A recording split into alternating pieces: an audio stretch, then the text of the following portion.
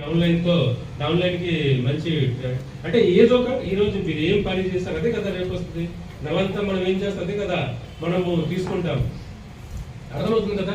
నెలంతా మనం ఏం పని చేస్తాము అదే కదా 10 తారీఖు చెక్ వస్తుంది. నిన్న వచ్చింది 9 తారీఖు నైట్ అంటే పండగలా ఉంటది లేదా?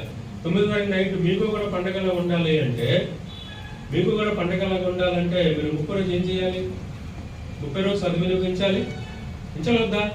ఫ్యూచర్ కాదు. ఫ్యూచర్ ఈ రోజు మీరు ఏం చేస్తారు అదే రేపు మీకు జరుగుతుంది. అదే మీరు రేపు బెనిఫిట్ పొందుతారు.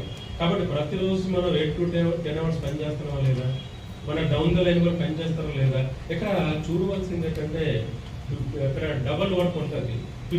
మనకున్న ఎనర్జీకి 50% వర్క్ మనం ఏం చేయాలంటే మనం పని చేయాలి.